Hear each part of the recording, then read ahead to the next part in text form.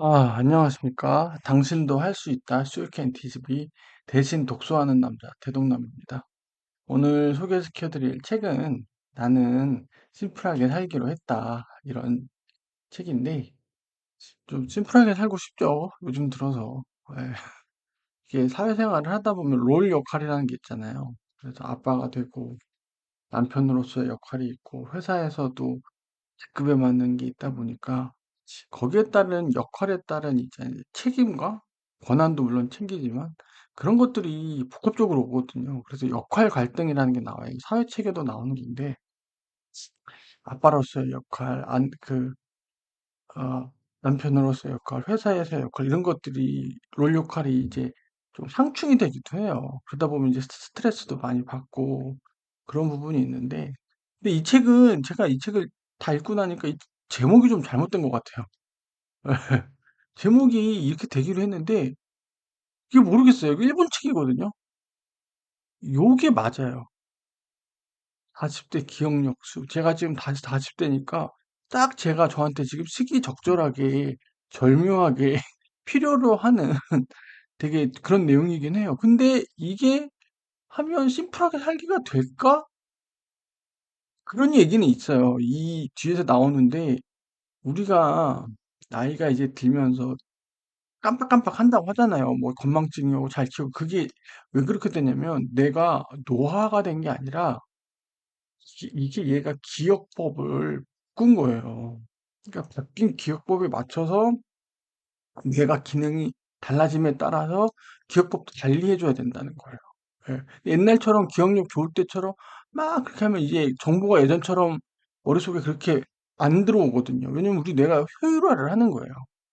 그래서 입력되는 정보 자체를 얘가 조금 이렇게 필터링을 해요. 그래서 들어오는 정보가 줄어들고 집중해야 되는 것만 선별을 하기 때문에 그래서 심플하게 살기로 한 건가? 이렇게 좀 약간 좀 엮자면 엮을 수 있을 것 같은데 이 제목이 이 내용을 전체로 아우르지는 않아요. 차라리 이게 낫긴 한데 또 책 제목을 이렇게 하자니 조금 이상하잖아요. 왜냐면 그 독자가 40대로만 너무 국한되는 것 같잖아요. 그리고 책이 많이 안 팔리거든요. 그런 부분도 있기 때문에 근데 40대의 기억법이긴 한데 뭐 20, 30대부터 훈련을 하면 나쁘진 않을 것 같긴 합니다. 그래서 좀 지은이랑 좀 어떤 내용이 있는지 한번 훑고 갈게요. 스가와라 요회이라고 자유기고가의 칼럼니스트라고 해요. 요거예요. 뇌의 재활을 돕는 전문 치료사 역할을 했다는 거죠. 그래서 뇌 기반으로, 뇌의 작용 기반으로 이런 기억법을 이 사람이 제안을 하는 거예요. 이 뇌와 관련된 건 저도 계속 찾아보고 있긴 합니다. 예. 되게 중요해요. 그게 뇌가 우리가 정보를 어떻게 입력하고 처리하는지를 알아야 소위 우리가 공부, 학습, 꼭 책 보고 책 피고 하는 꼭 공부뿐만이 아니라 우리 생활 자체가 정보가 계속 들어오잖아요. 업무도 그런 거예요. 어떻게 하면 효율적으로 할 수 있는지. 뇌를 알아야, 뇌와 작용을 알아야 이게 효율적이니까 항상 찾아보긴 합니다. 이 책은 좀 추천을 드릴게요. 특히 저같이 40대에 오신 분들은 굉장히 중요하고, 굉장히 공감을 할 수 있는 내용들이 많아요. 그래서 이 책을 좀 한 줄로 요약하자면, 40대부터 신체와 뇌 기능이 달라져요. 제가 얘기했죠.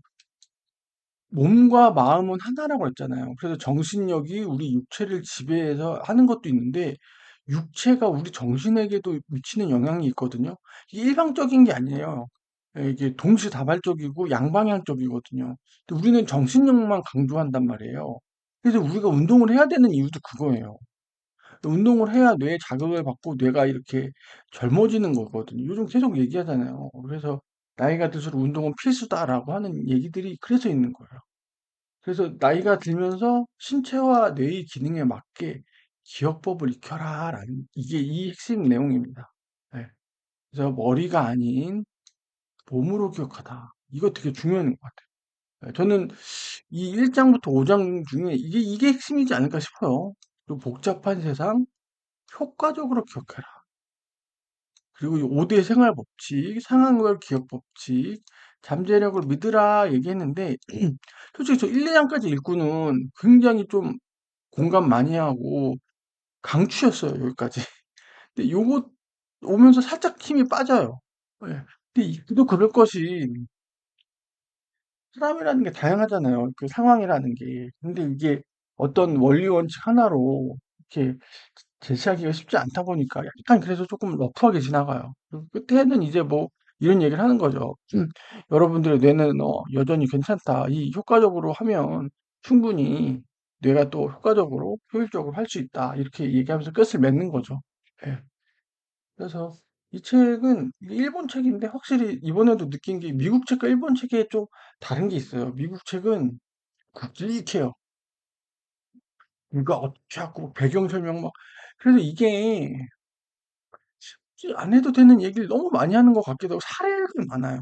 그래도 Y가 많아요. 이게 이 책의 80%를 차지한다면 미국 책들은 How가 좀 떨어져요. 그래서 저는 How 있는 책을 좋아하거든요. 이 책은 How가 굉장히 50% 이상이에요. 이것만 봐도. 예. 그리고 여기도 하우 같은 느낌이 있어요. 이게 지침 가이드 같은 거다 보니까. 일본은 확실히 디테일의 나라라 그런지 어느 한 영역에서 되게 세부적으로 실천이 가능할 정도로 이렇게 나와요. 그래서 일본 책들이 되게 깔끔한 느낌은 있죠. 근데 깊이가 좀 없을 수는 있어요. 그러니까 깊이가 없다는 게 묵직하진 않은데 한쪽으로 드릴다운이 돼 있는 거예요. 그 특정 영역에 있어서. 그래서 여러분들이 이걸 잘 보시면 좋아요. 그러니까 미국 책들은 굵직하고 와의 사명감, 미셔너리하고 그런 그 동기부여하는 데 좋다면 이 일본 책들은 실행, 바로 내가 내 삶에 적용해보고 그런 책들이 좀 많다는 거예요. 그런 걸 좀 느끼긴 했습니다. 오랜만에 또. 네, 또 들어가 보도록 할게요. 프롤로그를 좀 봤는데 100세 시대를 준비한다는 거죠. 그러죠. 저는 100세, 전 100세까지 살고 싶지는 않아요. 예. 음, 80세까지만 살아도 많이 사는 거 아닌가 싶긴 해요. 전 굳이 100세까지, 100세까지 뭘 해야 될지. 물론 그렇다고 중간에 뭐 삶을 이렇게 하고 싶진 않은데 그냥 염두는 하고 있는 거죠. 예. 40대. 기억력이 자신이 없어진다는 거죠. 저도 요즘 느끼고 있어요. 영화배우 이름도 까먹고 그 누구지 막 입에서 자꾸 맴돌아요. 이게 말로 안 나오고. 제가 예전에 엄마 아빠가 막 그런 거 보면 그렇게 기억을 못할까? 똑같은 정보를 막 말이 다르게 나오시는 거예요. 근데 그게 제 엄마 아빠 나이 제가 그 나이 때 보니까 이해가 돼요. 근데 이게 기억력 저하냐? 이게 기억력 저하는 아니라는 거예요. 나이에 맞게 기억법, 여기서 기억법이라는 키워드가 나옵니다. 기억법도 변화해야 된다. 왜 우리 몸이 신체 기능이 변한 거예요. 예. 신체 기능이 젊을 때랑 다르게 변한 거란 말이에요. 그래서 40대에는 40대에 맞는 기억법이 있다. 이렇게 얘기를 합니다. 그래서 여기에 실외에 빠질 필요가 없다는 거예요. 아, 나 요즘 깜박깜박하고 젊었을 때랑 다르게 기억력도 안 좋고, 아, 나 이제 갈 때가 된 건가? 이런 식으로 생각하지 말라는 거예요. 제가 표현을 좀 세게 했는데, 이 판단력이 있고 기억법을 다르게 하면 된다는 거예요. 충분히 다시 할 수 있다. 예. 이게 이 책의 주제입니다, 주제. 이 책의 주제예요, 이게, 이 얘기가. 이 얘기가. 그렇게 봐주시면 좋고, 몸으로 기억하라고 얘기해요. 저는 이 책에서 제일 중요한 장이 이거지 않을까 싶어요. 예전에는 여러분들이 20, 30대는 뇌가 막 활성화될 때란 말이에요. 전두엽 이렇게 돼가. 그냥 들어오는 족족 얘가 정보를 많이 기억했거든요. 근데 이제 신체 기능이 떨어지면서 뇌도 거기에 동기와 동조화돼서 뇌도 들어오는 정보를 다 수용을 하지 못해요. 여기서 이제 그 격세지감 같이 이런 거에 대해서 차이를 느끼는 거죠. 근데 이게 실의에 빠질 필요가 없다는 게 이 얘기인 거잖아요. 20대 때랑 왜냐면 신체 기능이 변하면서 뇌 기능도 변한 거예요. 예. 그럼 대신 어떻게 하냐? 예전에는 머리로만 기억을 했다면 지금은 몸을 써서 기억을 해라. 이 얘기인 거예요. 몸을 써서 기억한다는 게 뭘까요? 이거 용량이 제한이에요. 여러분들. 공부를 내가 15시간 했다? 그건 말도 안 되는 거예요. 순수 시간 8시간 했다. 하루에 8시간, 순수 시간 8시간만 고시해서 그런 게 타이머 적으면 그러잖아요. 8시간만 해도 되는데 이게 실제로 공부하면 3, 4시간 될까 말까예요. 하루에 이 정도만 해도 인생이 바뀌긴 해요, 진짜로. 용량이 제한적이고, 그러니까 뇌에 대해서 좀 아셔야 돼요. 정보의 중요성과 상관없이 뒤죽박죽으로 정보를 기억한다는 거예요. 이게 기본적인 뇌의 행태예요. 뇌의 특성이죠. 제가 대동남 하면서 초반에 올렸던 게 기적의 두뇌 학습법이라고 있거든요. 예. 그래서 얘는 제가 그 책에서 메시지가 뭐냐면 새로운 정보가 들어오면 기존에 있던 내 정보랑 엮어라라는 거예요. 예. 이게 우리 기억의 디렉토리 같이 이렇게 있어가지고 그래서 이 새로운 정보가 들어왔을 때 머릿속에 공간을 만들어 주는 거예요. 왜 이렇게 뒤죽박죽으로 들어오니까. 그래서 여기서도 그런 얘기가 나와요. 여기서도. 예. 실제로도 있잖아요. 뇌 전두엽, 후두엽이란 말이에요. 새로운 정보가 들어오면 이 후두엽 쪽에 들어와요. 우리 기존에 가지고 있던 정보는 전두엽에 있거든요. 얘를 엮어야 돼요. 이게 뇌를 전체적으로 쓰는 기억법인 거예요, 여러분들. 그렇게 하셔야 돼요. 그 뒤죽박죽으로 들어온단 말이에요. 근데 예전에 젊었을 때는 이렇게 뒤죽박죽으로 정보를 들어와도 뇌가 그걸 좀 오래 저장하고 계속 그랬단 말이에요. 근데 이제 나이가 드니까 그렇게 안 된다는 거예요. 일단 뇌는 이렇게 된다는 거예요. 용량이 제한적이고 뒤죽박죽으로 온다는 거예요. 그래서 쓸데없는 기억을 줄이고 뇌의 여유 용량을 확보해야 된다는 거예요. 여유 용량. 예. 이게 이 책의 주제인 심플하게 살기로 했다랑 좀 일맥상통하기도 하죠. 그럼 여유 용량을 어떻게 확보하냐? 머리로 하는 거는 머리가 기억하는 건 서술 기억이라고 하고 몸이 기억하는 건 절차 기억으로 한다고 하잖아요. 몸이 기억한다라고 하잖아요. 이 두 가지를 활용해야 된다고. 몸의 기억은 뭐냐? 결국 우리의 체득, 습관, 자동화하고도 이어진다는 거예요. 그렇죠? 몸의 기억의 특징은 내 용량을 차지하지 않아요. 그리고 다시 기억해내기가 용이하죠. 이거 몸이 기억하니까. 머릿속에 제가 있잖아요. 기적의 두뇌 학습도 봐도 머리가 여러분들이 공부를 잘하려면 일단 입력을 많이 해줘야 돼요. 이게 공부죠. 그 다음에 저장이 있죠. 그 다음에 여러분들이 잘해야 되는 게 공부는 이 세 가지가 잘해요. 출력이에요. 출력.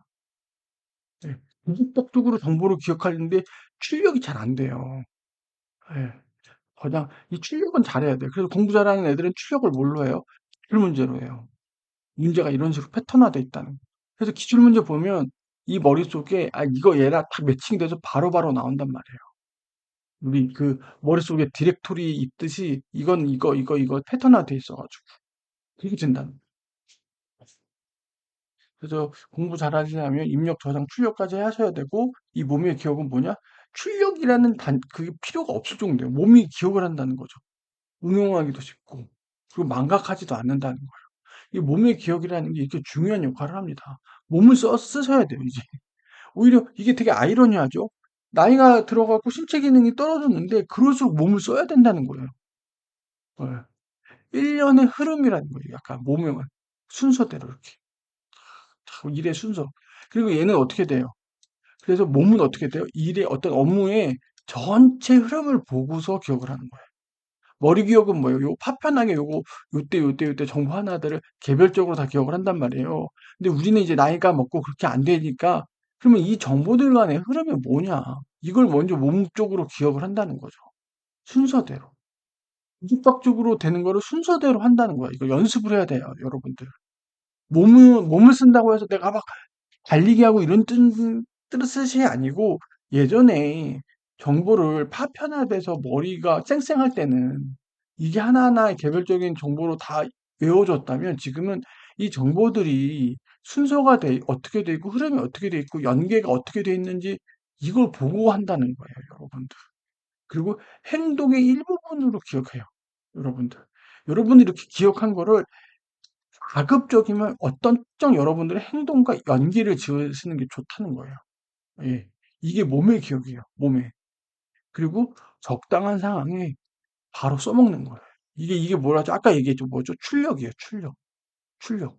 이게 몸을 기억하게 만드는 거예요. 일단은 어떻게 이걸 다시 정리를 해보면 몸의 기억이라는 걸 정리해 볼게요. 여러 정보가 들어와요. 이거를 의도적으로든 의식적으로든 하나의 흐름처럼 정보를 입력하셔야 해요. 입력하고 이제 기억을 하실 때 여러분들이 그럼 요거를 혼잣말로 해보는 말을 한번 해보는 거예요. 예. 여러분들이 입으로 말을 하고 귀로 듣고 써보고 예, 이런 식으로 아니면 이걸 외울 때 살짝 일어서 가지고 그 방을 한 바퀴 돈다든지 예, 이게 저장이에요. 몸을 쓰는 저장이에요. 예전에는 책상 앞에서 그냥 앉아서 가만히 있다면 이제 요거는 살짝 몸을 써주는 거예요. 막 뛰라는 얘기가 아니고 그 다음에 출력 어떻게 해요? 내가 이렇게 배운 거를 비슷한 상황이 오면 바로 써먹어 보는 거예요. 이게 뭐예요? 출력이에요. 예. 이게 제가 기적의 두뇌 학습에서 나왔던 입력, 저장, 출력과 비슷한 흐름이죠, 여러분들. 예, 그렇게 봐주시면 됩니다. 연령에 따른 기억법의 변화. 10대 이후에 대뇌피질이 발달한대요. 기억 용량이 커지죠. 이때는 그냥 어저께 외웠던 거, 방금 TV 봤던 거 다 기억하는 거예요. 근데 40대가 되면 뇌관과 대뇌 변형계가 중심이 된다는 거예요. 그래서 우리의 뇌는 어떻게 되냐면요. 몸의 기억이 있다가 머리의 기억이 활성화됐다가 다시 몸의 기억으로 전환이 돼야 되는 거예요. 몸의 기억은 언제예요? 우리 어릴 때. 예, 아장아장 걷고 뇌가 아직 발달 안 될 때. 그러면서 여기서 10대 이후부터 한 20대 후반까지는 머리, 그 다음에 우리 30대 넘어가서 40대부터는 이제 몸의 기억. 이게 지금 이렇게 전환을 해줘야 된다는 얘기입니다. 예. 그래서 이런 얘기가 있어요. 여기서 좀 싫어하시는 분들도 계실 수도 있는데, 노쇠화가 되면 도덕관념, 가치관이 약해진대요. 예, 이게 실제로. 그래서 주변 분위기 맞추기가 어려워진대요, 이게. 뇌의 기능이 떨어지는 거예요. 가끔, 이렇게 얘기하긴 그런데, 1호선이나 몇몇 아나무인 거의 뭐 독고 바위 같은 그런 어르신들 계시잖아요.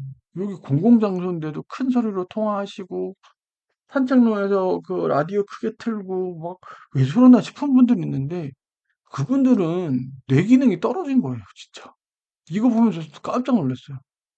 도덕관념과 가치관이 약해진 거래요. 뇌 기능이 떨어지면서 도덕관념과 가치관을 하는 그 기능이 떨어진 거란 말이에요.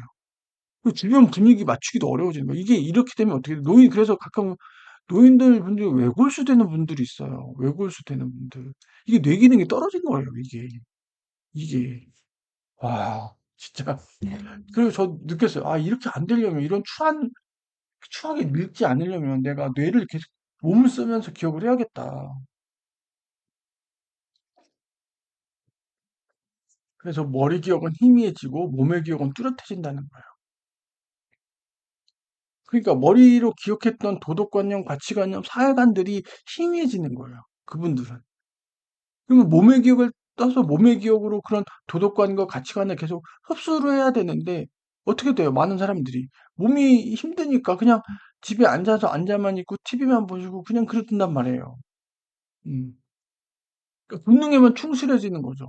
제가 이게 노인분들 너무 비하하거나 그렇게 들리실 수 있는데 저도 곧 노인이 돼요. 저도 알아요. 저도 지금 노인이 돼가고 있어요. 비하하는 게 아니라 조심하자라는 얘기예요. 특정 층은 요리 안 돼. 근데 그렇게 그런 분들이 뭐 그 지하철에서 그렇게 큰 소리 내고 그렇게 막 아나무인 하시는 분들 보면 그 좋은 건 아니잖아요. 예? 여러 사람들한테 피해를 끼치는 거고 그러면 안 되는 게 맞으니까. 그래서 연령에 따라 뇌 상태, 기능 변화로 인해 기억법도 달라져야 된다. 프롤로그에서 했던 얘기죠. 예, 이게 핵심 메시지입니다. 그래서 3, 40대는 머리 기억과 몸의 기억이 전환되는 시기예요. 여러분들. 그럴 때 이때 운동을 좀 해주셔야 돼요. 그거 아세요? 뇌가 뇌 연령을 먹거든요. 되는데 운동을 할 때 되면 뇌가 이게 커진대요.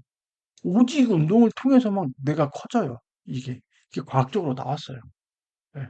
뇌가 젊어진다 그럴까? 예. 그게 나왔다고 하더라고. 근데 웃긴 건 뭐냐면 웃기다기 표현보다 몸의 기억은 실패 경험까지도 기억을 하게 돼요. 그래서 착오 없는 학습을 하려고 하면, 여기 중요합니다. 너무 어려운 과제 도전을 실패하는 것보다 능력에 맞는 과제에 몰입하고 기억하는 게 낫다는 거예요, 여러분.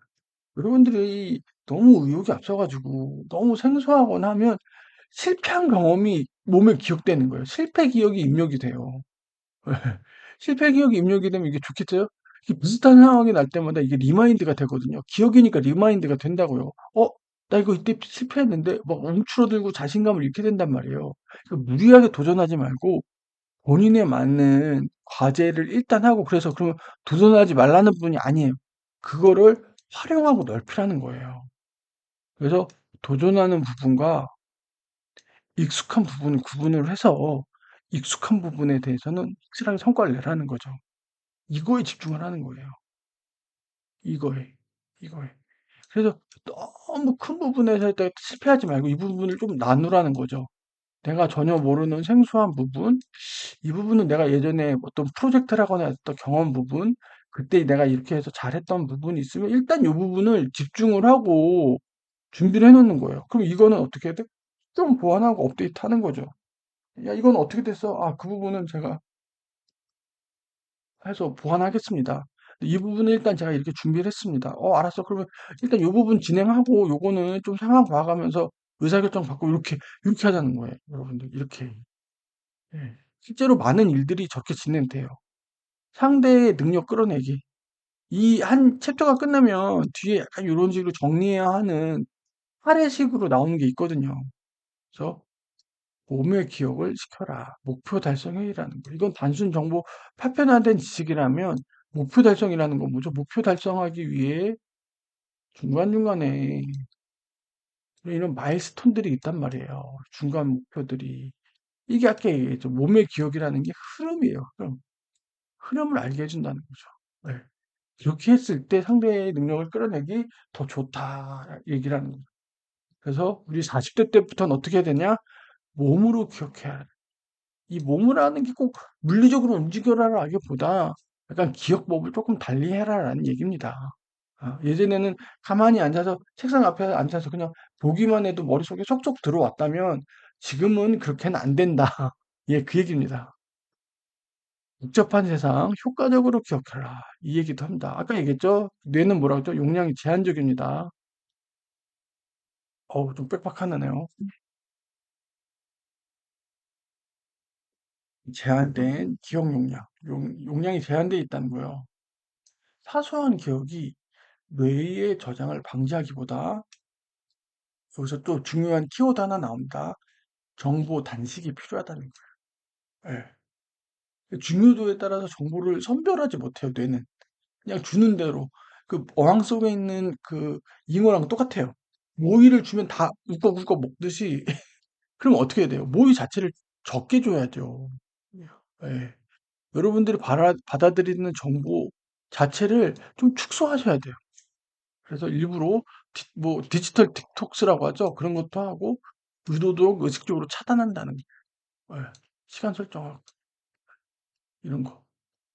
왜냐면 가만히 있으면 뇌는 시각적으로든 뭐 청각적으로든 계속 정보를 받아들이니까 이 용량이 다 차버리면 그다음부터는 정작 중요한 정보가 와도 얘를 처리를 못해요. 그 몸의 기억으로 전환되는데 차질이 없는 거죠. 예. 그래서 여러분들이 여기서 중요한 건 정보를 양도 중요할 수 있는데 양보다는 내가 그 기억한 정보를, 그 기억들을 얼만큼 활용이 중요한 거예요. 활용되지도 않는 기억을 막 용량이 제한되어 있는데 막 때려 박아가지고 막 그덕비그덕거리고 막, 우리도 그렇잖아요. 밥 많이 먹으면 몸 무거워가지고 오히려 힘이 더 나는 게 아니고 주저앉아 있고 그러잖아요. 뇌도 똑같다는 거죠. 예. 이게 움직이지 못한 과부하가 걸리는 거예요. 과부하. 아, 그래서 망각 또는 기억이 어떻게 되냐면 기명. 이게 입력이랑 비슷한 말이에요. 기명. 보존, 기억되는 거죠. 그리고 상기. 아까 얘기했죠. 출력이에요. 그러니까 망각도 있다는 거예요. 그러니까 이 기억의 용량이 제한되어 있다고 그랬잖아요. 그래서 이 책은 자연스러운 망각도 있는데 본인 스스로 이 망각을 해줘야 된다. 왜 집 청소도 그렇잖아요. 버려야지 채우죠. 왜냐면 이 망각을 통해서 걸러낸단 말이에요. 망각을 통한 오래된 기억이야말로 소중한 기억이자 그 사람 그 행동을 결정한 기준이 된다는 거예요, 여러분들. 이게 되게 중요합니다.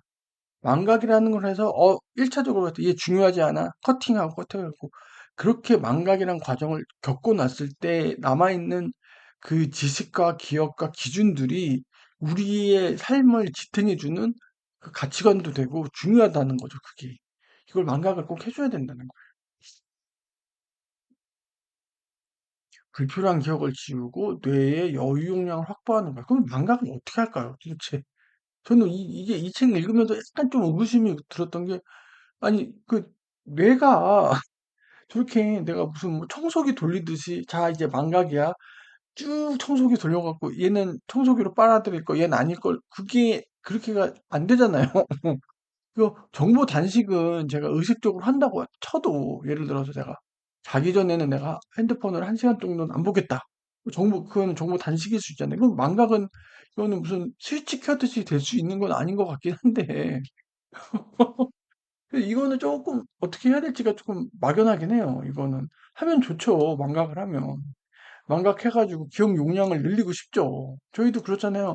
외장형 하드에 뭐 불필요한 없는 그 파일을 지우고 그래서 용량 확보하고 디스크 조각 모음하고 하잖아요. 그러면 더 빨리 할 수 있도록. 네. 메모의 목적이 뭐냐면 쓰는 것 자체가 목적이 아니라는 거예요.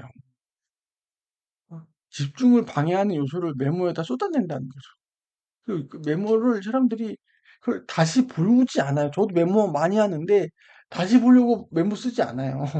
예. 다시 보려고 쓰지 않아요.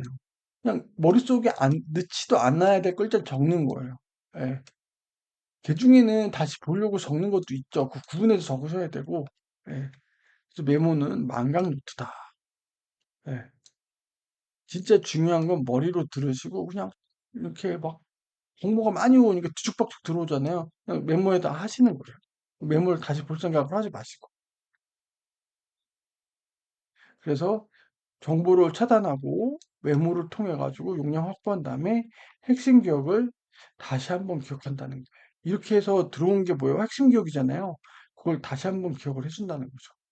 예, 요 과정을 통해 갖고 뇌 용량을 확보하는 거예요. 이게 효과적으로 기억을 한다는 거죠.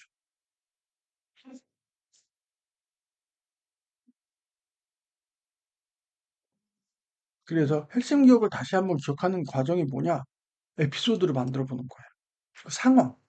단순하게 있는 그 정보가 끝나는 게 아니라 그때 그 정보를 활용할 수 있는 시나리오라든지 그런 것들을 만들어 보고 이걸 다른 사람한테 이야기. 이거 되게 중요해요. 예. 나의 언어와 나의 단어로 한번 말을 해보는 거예요. 이게 진짜 기억이 잘 나요. 여러분들이 뭔가를 공부하셨잖아요. 그 공부한 걸 다른 사람한테 가르칠 때 가장 기억이 잘 나요. 예. 그래서 일단 1차적으로 메모를 해요. 그때는 막 여러 가지가 뒤섞여 있단 말이에요. 그걸 다시 2차 메모를 하는 거예요. 이때는 뭐예요? 핵심 기억 위주. 예. 이게 메모의 요령입니다요. 예. 그래서 메모를 어떻게 해요? 계속 줄여나가시는 거예요, 양을. 그러면 핵심만 3개 한 남아요. 딱, 딱, 딱. 이거는 진짜 잊혀지지 않죠. 이것들은 뭐예요? 망각이죠, 망각. 망각시킨 거예요. 이렇게 해서 뭐예요? 아니, 3페이지, 2페이지 되던 걸 3줄로 줄인 거잖아요. 기억 용량을 넓힌 거죠, 이게. 예, 메모를 잘 활용하다라. 그리고 여기서 제가 또 챕터 2에서 가장 중요하게 생각하는 거. 머리 기억을 몸의 기억으로 전환하라고 계속 얘기했잖아요. 이거 소리내요 말. 물론 도서관에서 이렇게 하면 안 되겠죠. 도서관에서 이렇게 하면 안 되는데 집에서는 꼭 해보세요. 특히 영어 같은 거 할 때. 영어를 여러분들이 직접 읽어보셔야 돼요. 그리고 여러분들이 읽으면서 여러분들의 발음을 여러분들이 실제로 들어보고 그래야 그게 나중에 영어 공부를 잘하는 기초예요. 예. 많이 읽어보셔야 돼요. 그래서 어떻게 해? 불평, 불만, 기억하기 싫은 일은 입 밖에 내면 안 돼요. 왜? 우리 몸이 몸의 기억으로 기억해버려요. 불평불만 많이 하는 사람들 있죠. 예, 그게 되게 안 좋은 거예요. 저도 또래 스머프였거든요. 예, 진짜 불평불만 많이 했어요. 아, 더워, 짜증나. 아, 이 회사 왜 이래? 연봉이 왜 이렇지? 왜 야근시키는 거야? 했는데 그게 여러분들 스스로한테 전혀 도움이 안 돼요. 전혀. 우리 몸이 기억을, 그 불평불만, 나쁜 기억을 몸이 기억을 한대요, 이게. 진짜 저는 이 챕터 2에서 빨간색으로 해놨잖아요. 예.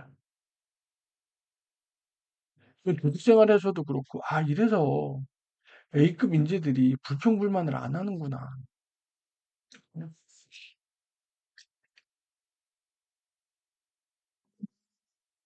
우리 몸이 기억을 한다는 거예요. 이 부정적인 이 기억을. 이게 좋지 않잖아요. 그래서 혼잣말하기, 소리내어 말하기. 이게 대표적인 몸의 언어로 바꾸는 겁니다. 근데 혼잣말 하실 때 감정은 빼야 돼. 왜냐면 감정도 기억이 되거든요. 이게 이런 애들은 뭐예요? 감정이잖아요. 감정은 빼고 행동, 사실만 말하시는 거예요. 행동, 사실만. 9시에 뭐, 10시에 뭐, 11시에 뭐, 그러면은 감정을 배제했기 때문에 그 일정이나 뭐가 줄 때 긴장감이라든지 두려움이라든지 이런 게 제거가 되겠다는 거예요. 그래서 작업 순서, 중요사항, 이슈사항, 이슈로 행동 사실만. 근데 한번 이렇게 나쁜 기억이 수정하려면 어떻게 해야 돼요? 이게 근데 이게 되게 아까도 얘기했잖아. 착오 기억이라고 해서 우리 몸과 뇌는 실패의 경험까지도 기억을 한다고 했잖아요. 이건 수정이 솔직히 더 어려워요. 예, 이거는 수정이 더 어려운데 어떻게 하냐. 동경하는 사람 멘토를 따르고 그 사람의 화법과 행동을 따라하래요. 이것도 되게 중요한 거긴 합니다. 제가 뭔가 나쁜 행동을 했어요. 그럼 그 사람은 제가 멘토로 삼는 사람은 동경하는 사람은 그때 그 당시에 어떻게 행동했는지를 따라하는 거예요. 예. 여러분들의 그건 뇌를 내려놓고 행동으로만 따라하는 거죠. 그래서 동경하는 사람을 정하는 게 되게 중요하긴 합니다. 비즈니스에서. 예. 이게 저는 야, 이게 없어요. 지금 이게 없어요. 큰일이에요. 예. 저 안 그러면 사람은 완벽한 존재가 아니잖아요. 예를 들어서 운동은 A라는 사람, 공부는 B라는 사람, 뭐 가정생활은 C라는 사람 이렇게 멘토를 분리해서 나눌 수도 있잖아요. 그렇게 해도 가능은 할 것 같긴 해요. 예. 저도 뭐 재테크는 선배 누구, 회사 생활은 뭐 실장님, 뭐 재테크 뭐 가정생활은 뭐 와이프 이렇게도 할 수도 있는 거. 예. 아는 사람들을 관찰하고 이거 봐요. 좋은 점만 골라서 따라한다. 이것도 하나의 방법이라는 거. 제가 얘기했던 건데 딱 이야기해요. 좋은 거는. 그럼 뭐가 좋은지 나쁜지 어떻게 하냐. 한 가지 판단 기능이에요. 기분이 좋은지 나쁜지로 한다는 그 행동을 했을 때 상대방이든 나든 기분이 좋아 그건 좋은 행동이고요. 기분이 나빠 그건 나쁜 행동이라는 거예요. 여러분들이 무슨 말을 했어요. 상대방이 기분이 나빠요. 그럼 나쁜 말이니까 하지 마세요. 난 그럴 의도가 없었는데, 물론 그럴 의도가 없었을 수도 있지만, 상대방이 기분이 나쁘면 그런 말 하지 말라는 거예요. 예. 몸에 새겨진 나쁜 기억이라는 거예요, 그거는.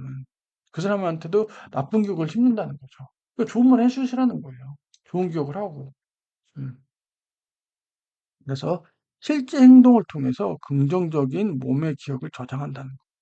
그 잘못 들어박힌, 잘못된 그 몸의 기억을 좋은 걸로 덧입히는 거예요. 더 위에 이거를 지우는 거죠. 이렇게 어떻게 좋은 사람들의 행동을 보고 멘토들의 행동을 보면서 예, 그렇게 해야 된다는 거죠. 예. 근데 이게 쉽지는 않아요. 저 과정이. 그리고 수면도 되게 중요하다고 생각해요. 여러분들 뇌가 수면을 하는 동안 뇌는 사람이 수면을 하는 동안에만 뇌가 정비를 하거든요. 뇌에 쌓여있는 노폐물을 내보내고 그래요.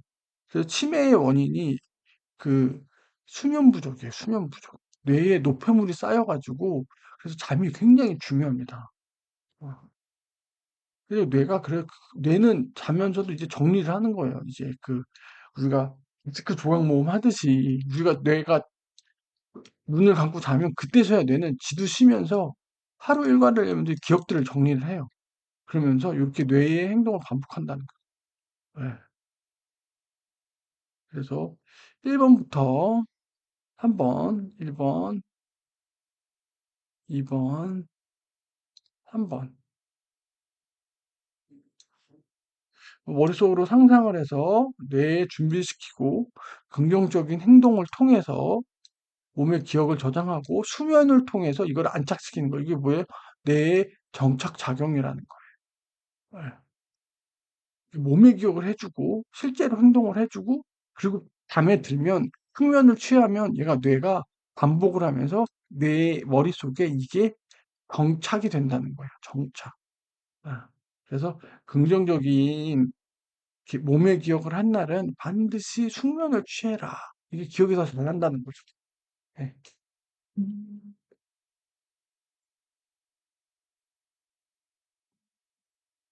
그래서 챕터 2에는 효과적으로 기억하는 거 뭐죠? 뇌가 용량이 제한돼 있으니까 정보를 차단하라고 했죠. 정보 차단하고 망각을 좀 활용해라. 망각 활용할 때 뭐 메모를 좀 활용한다라는 얘기고 그리고 나쁜 기억을 입력시키지 말아라고 했잖아요. 나쁜 기억. 그 불평불만을 하지 말아라. 그리고 수면을 통해서 뇌의 정착작용을 잘 써라. 이게 챕터 2의 메인입니다. 그리고 끊임없이 걱정을 하는 경우가 있잖아요. 그걸 뭐라, PTSM, 뭐라고 그러는데. 하여튼 그런 증후군이 있다고 그랬잖아요. 이게 계속 연상이을 하거든요, 뇌가. 이게 하나의 생각이 계속 번져나가요. 호수에 이게 돌 하나 던져서 파문이 일듯이 이게 계속 퍼져나가거든요. 뇌가 잠을 못, 뇌가 정신을 깨우고 막 몸을 깨우는 단계인 거예요. 그래서 실제로 어떻게 되냐면 머리를 차갑게 하래요. 어떻게? 귀부터 정수리를 차갑게 안 돼요. 대신에 목은 따뜻하게 해야 돼요. 목이 차가우면 잠이 깬대요. 그래서 목은 따뜻하게 하는데 이 귀부터 정수리 있죠. 이 부분을 쿨링 시키는 거예요. 그러면 얘가 뇌가 차가워지니까 어떻게 되냐면 이게 얘가 이렇게 그 의식적으로 의도적으로 활성화가 안 된대요. 차가워지니까. 물리적으로라도 뇌를 진정시키는 거예요. 가끔 그런 표현이 있잖아요. 야, 야, 너 나가서 머리에 바람 좀 쐬고 와라. 이 말이 그냥 나온 게 아닌 것 같아요. 뭐, 나 하도 스틱 받는 상황 있잖아요. 머리에 너무 열받아갖고 씩씩거리잖아요. 야, 야, 너 잠깐 나가서 머리에 바람 좀 쐬고 와. 이 머리에 바람 쐬고 와라는 말이 왜 나온지 알 것 같아요. 야, 옛날 사람들 말 하나도 틀린 거 없어요. 진짜. 머리를 차갑게 해라. 이게 이건 것 같아요. 예. 이런 막 끊임없이 걱정하는 거 있죠. 머리에 좀 바람 좀 쐬는 게 필요하다고 이 책에서 나옵니다. 3번입니다. 그러면 5대 생활 법칙 이런 건 실제 생활에서 적용할 수 있는 내용인데 여기서부터는 그렇게 막 엄청 깊이가 있진 않아요. 예. 실생활의 팁 같은 거.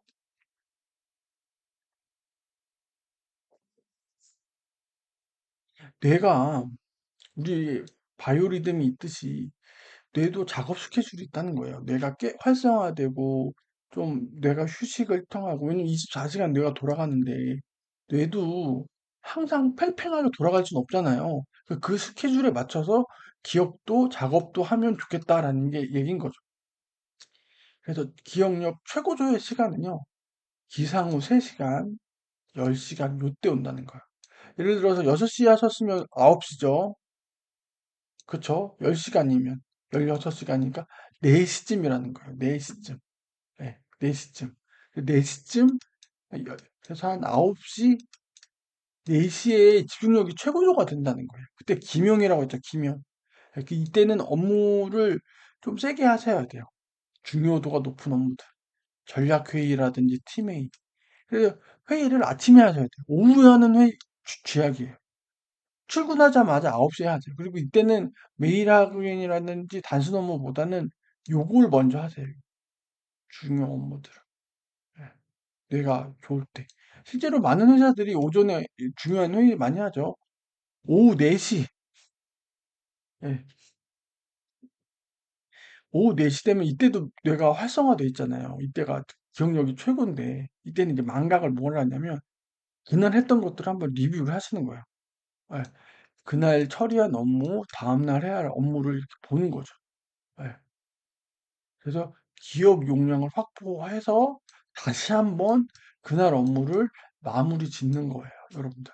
이때 이제 다시 한번 좀 이렇게 처졌던 집중력을 올리면서 4시쯤 되면 한번 또 하는 거죠. 근데 이때 이제 기업 용량을 확보하라는 게 뭐예요?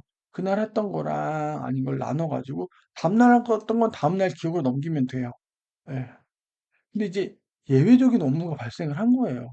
4시쯤에 갑자기 일이 떨어진 거야. 근데 그거는 습관화하지 않는 게 좋다는 거예요. 왜 우리의 뇌가 4시에 활성화돼 있단 말이에요. 근데 4시 넘어서 막 8시, 9시, 그러니까 뜻하지 않은 야근이 그게 좋지도 않아요. 뇌 쪽, 비효율적인 패턴이 되는 거죠, 그게. 예. 그래서 항상 9시에 뇌가 피크되고 4시에 뇌가 피크가 되는데 오후 4시에요. 요때 맞춰서 업무를 튀길 수 있게 해놓으라는 거예요. 근데 이 이후에 업무가 들어와서 막 밤 9시, 10시까지 가면 이건 좋지 않은 패턴이라는 거예요. 왜? 우리의 뇌가 이미 활성화돼 있지 않단 말이에요. 이쯤 넘어가면. 예. 예정되지 않은 저런 건. 예. 그래서 오전 9시, 오후 4시 요거를 패턴화해서 기억의 바이오 리듬이 저러니까 거기에 맞춰서 업무도 그렇게 하는 게 좋은 거죠. 기억의 최저 시간은 언제냐?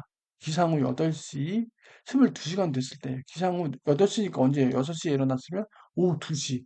이때 약간 조금 점심 먹고 나서 좀 나른하잖아요. 네. 그때는 좀 단순한 업무를 하시는 거예요. 네. 딱딱하고, 뭐 서류 작성하고, 스케줄 정리하고, 메일 작성하고, 이렇게 소일거리 같은 그런 것들. 네. 그리고 기상 후 18시간, 밤 12시가 되면, 요때가 되면 뇌도 이제 열심히 일한 거잖아요. 예, 18시간 동안 내가 꽤 있었다고 생각을 해보세요. 이제 뇌가 쉬어야 돼요. 예. 뇌는 햇빛을 보고 16시간 후에 잠이 오도록 설계되어 있대요. 멜라토닌. 이게 당연한 거예요. 여러분들. 6시에 일어나서 16시간이면 어떻게 돼요? 22시죠. 이게 뭐 밤 10시란 말이에요. 밤 10시면 잠이 오도록 돼 있는 거예요. 우리 뇌가. 근데 이거 어떻게 돼요? 늦게 일어나면 이 10시가 뒤로 뒤로 계속 가는 거예요. 새벽까지 잠을 못 않는 패턴이 반복된다는 거죠. 뇌는 졸음에 되게 익숙해져요. 그래서 안 졸리다고 새벽까지 안 졸리다고 해서 나 오늘 컨디션 좋네가 아니라는 거예요. 예. 나 오늘 1시까지 2시까지 앉아도 괜찮은데 피로감을 못 느끼는데 그게 정상이 아닌 거예요. 피로감을 느껴야 되는 뇌가 그 힘을 상실한 거란 말이에요. 뇌는 밤 16시간이 지나면 자줘야 되는 게 맞는 거예요. 여러분들 이거를 유념하세요. 여러분들이 일어난 지 16시간이 됐잖아요. 그러면 잠을 자줘야 돼요. 뇌가 괜찮은 게 아니라고. 16시간이 지나도 뇌가 괜찮다고 느끼는 건 아까 얘기했듯이 졸림을 느끼는 힘을 상실한 거예요, 뇌가. 그러니까 계속 앉아도 되는 게 아니라 주무셔야 돼요. 16시간. 그러니까 내가 일하는 시간은 16시간이에요. 16시간. 이거를 무시하고 야근을 시키고 막 그러면 우리의 일상생활이 어쩔 수가 없죠. 어. 그래서 새벽에 잠 못 드는 사람들 있잖아요. 이 사람들 근본적으로 해결하려면 커튼을 걷고 창문을 통해 햇빛을 쐬는 거예요. 햇빛이에요, 햇빛. 이게 제일 중요해요. 우리의 뇌는요, 햇빛에 의해 반응해요. 햇빛에. 햇빛에. 그러니까 여러분 일어나자마자 그 자리에 누워가지고 핸드폰 보고 뒹굴거리지 말라는 얘기예요. 일어나면 바로 일어나서 커튼 치고 햇빛을 보세요. 그러면은 뇌가 그때부터 일어나요. 우리의 뇌는 햇빛에 의해 달라져요. 햇빛을 안 보면 어떻게 돼요? 우울증에 걸려요. 우리 뇌. 뇌랑 여러분들 되게 중요한 게 제가 뇌 과학자는 아닌데 햇빛, 그리고 뭐가 중요해요? 수면이 중요해요. 이 세 개의 관계는 그 유기적인 진짜 정말 중요해요. 햇빛을 쐬셔야 돼요, 여러분. 그래서 제가 어떨 때는 겨울 때 이렇게 일찍 출근하면 해 떨어졌을 때 해 뜨기 전에 출근하고 야근하면 해 지고 나서 하고 사무실 밖을 나간 적도 없기도 해요. 왜냐면 저희 회사 안에 식당이 있어요. 그러니까 밥 먹고 뭐 저녁 뭐 하고 저녁 누가 뭐 이렇게 김밥 하나 사주고 그렇게 바쁘면 해를 한 번도 본 적이 없는 거예요. 그런 날은. 그게 얼마나 뇌한테 안 좋은 거겠어요. 그게 얼마나 안 좋은 거겠어요. 예. 그러니까 이런 뇌에 바이오리듬을 고려한 시간의 법칙을 좀 활용하면 좋다 이런 거죠. 저는 이건 좀 회사에서도 좀 이렇게 좀 고려를 하면 좋겠는데 쉽지 않죠. 예. 장소. 이게 장소와 행위를 묶어서 기억한다는 거예요. 여러분들 이런 경우 많죠? 어느 장소 딱 가면 옛날에 했던 막 그 기억이 영화의 한 장면처럼 막 리마인드가 돼요. 예. 그리고 내가 거기 갔을 때 뭔가 좋았던 기억, 내가 성공했던 기억이 있으면 좋은 기억으로 자리 잡잖아요. 이게 뇌가 이게 장소를 기억한다는 거예요. 예. 그리고 이거 중요하죠. 책상을 정리하라. 여러분들이 예를 들어서 제가 주식 공부를 하기로 했어요. 그러면 주식책만 놔두는 거예요, 책상 앞에. 지금 집중해야 일과 없는 물건 치우는 거예요. 왜냐면 그 주변이 그렇게 우리가 그렇게 돼. 책상 정리하라는 얘기는 여기 말고도 다른 책에서도 많이 나오잖아요. 예. 그리고 장소 기억을 형성하려면 연속 4일의 반복이 필요한 거예요. 예. 책상 앞에 앉으면 주식 공부를 한다. 이거를 연속 4일을 반복하시면 돼요, 여러분들. 근데 작심삼일이 꼭 와요. 우리 뇌가 왜 작심삼일이라는 말이 왜 있을까요? 3일 동안 반복하잖아요. 뇌가 그러면 지겨움을 느껴요. 예. 매너리즘에 빠지고 그러면 어떻게 해요? 딴 걸 하고 싶어 해요. 아, 이거 됐어. 그만해. 뇌는 되게 신선하고 자극적인 걸 좋아한단 말이에요. 그러니까 유튜브 쇼츠에 빠지는 거예요. 어. 유튜브 쇼츠에 빠질 수밖에 없어요. 뇌를 자극하기 때문에, 도파민이 나오기 때문에. 똑같은 거 3일만 반복하면 뇌는 새로운 흥미를 잃어요. 더 이상 하고 싶지 않아요. 근데 그거를 하루만 더 해보세요. 그래서 작심삼일을 극복하면 그다음부터 일상이 돼요, 이게. 많은 사람들이 체득하지 못하고 습관화하지 못하는 이유가 이거예요. 작심삼일. 이 작심삼일이라는 말이 도대체 어디서 나왔는지, 와, 진짜 옛날 사람들 보면 인간에 대한 그 관찰이 정말 대단한 것 같아요. 3일이 지나면 정말 지겨워진다고 하거든요, 뇌는. 그걸 극복하셔야 이게 장소의 법칙으로 됩니다. 예. 실현 기억이 깃든 장소. 이런 거 있잖아요. 아, 거긴 가기도 싫어. 막 옛날 뭐 여자친구한테 실현당했던 장소. 뭔가 유혹당했던 장소. 음. 근데 그거를 즐겁고 설레이는 이야기로 덧씌운다는데 쉽진 않는 것 같아요. 이거는 잘못된 기억은 수정하지 말고 기억을 덧씌우라고 하잖아요. 앞에서도 나왔듯이. 그리고 뭔가 책상 앞에 앉았는데 집중이 안 되면 장소를 좀 바꿔보세요. 화장실 가니까 나 뭔가 공부가 더 잘 된다. 이 얘기가 그냥 나온 얘기가 아니에요. 장문 삼상이라는 얘기가 있대요. 그러니까 장문을 하는데 세 개의 상상했다는 거죠. 마상. 말 위에거든요. 운송보다 침상, 잠자리, 식상, 화장실이었다는 거예요. 예. 너무 뭔가 아이디어가 안 떠올라. 그러면 의도적으로 산책도 나가시고 화장실도 갔다 오시고 옥상도 갔다 오시고 한번 그러시라는 거죠. 가끔 저도 이제 버스 타고 가다 보면 어저께 했던 뭔가 정리했던 내용들이 더 깔끔하게 정리되는 그런 느낌이 있기도 해요. 음.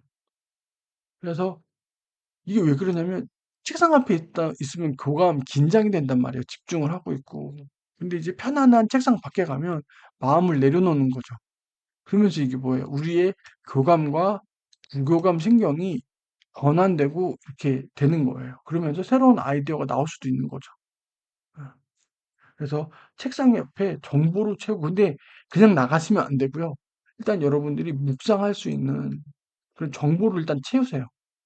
그리고 나서 한번 잠깐 산책을 하시면서 영감을 떠올리는 거죠.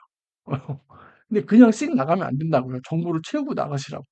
실제로 공부 잘하는 그 고시생들 보시잖아요. 그럼 책상에서 이렇게 공부를 해요.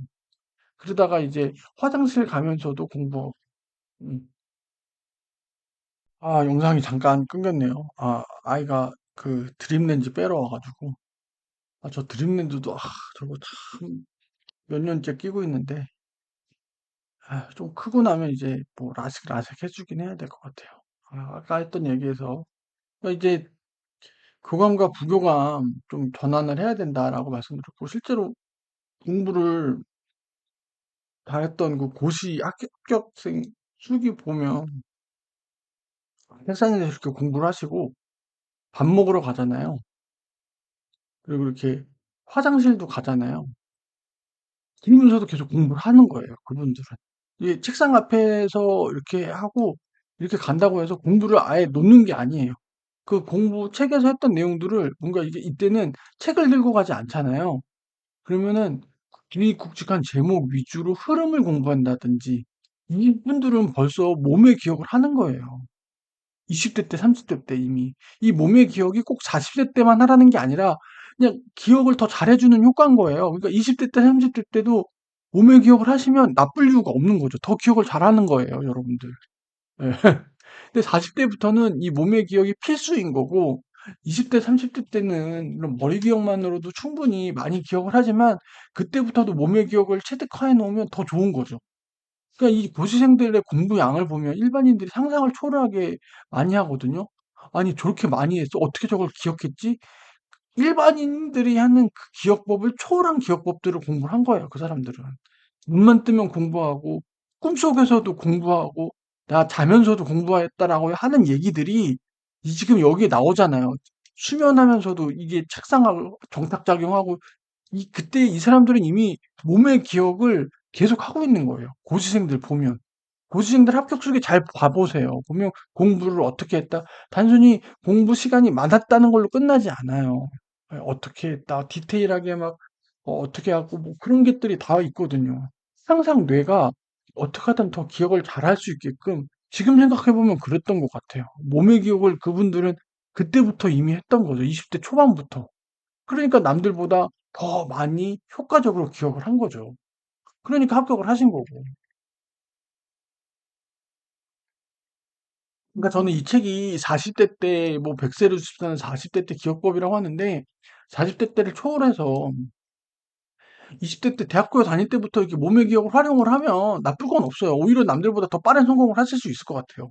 특히 뭐 고시라든지 내가 무슨 비상하게 조금 내가 뭐 업무라든지 뭔가 그런 걸 많이 써야 되는 직군들은 머리의 활성화가 필요하잖아요. 남들보다 더 우월하게 효과적으로 이제 기억을 하는 거죠. 이런 것들로 다 보면서. 예.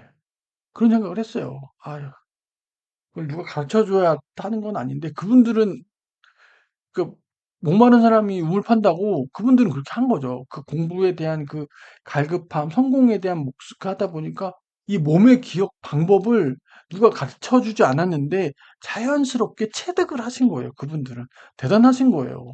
그러니까 합격을 했겠죠. 저는 그렇게 못했으니까 행정고시 하다가 예, 포기하고 나온 거고. 그래서 그렇다고요. 수면의 법칙. 이게 숙면이 필요해요. 숙면. 이게 뇌가 정리를 하거든요. 예. 그러니까 뇌와 이 수면은요, 뗄래야 뗄 수가 없어요, 여러분들. 뗄래야 뗄 수가 없습니다. 그리고 낮잠 자는 요령이 살짝 나와요. 아까 얘기했듯이 오후 2시 되면 졸립잖아요. 그래서 졸리기 전 잔다. 졸리기 시작하기 전에 살짝 요때 이제 오후 2시쯤 되면 졸릴 거 아니에요. 기상은 6시쯤 되면 살짝 졸린다는 거예요. 의자에 앉은 채로 잔다. 목베개로 고정하고 몇 분 뒤에 기상한다고 뇌에다가 이미 사전에 알려줘야 되는 거예요. 사전인지. 그래서 적당한 거 뭐야. 15분에서 20분가량이에요. 이게 낮잠이에요. 이게.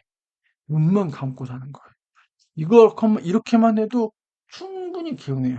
근데 이게 사무실에서 이렇게 하기가 쉽지가 않아요.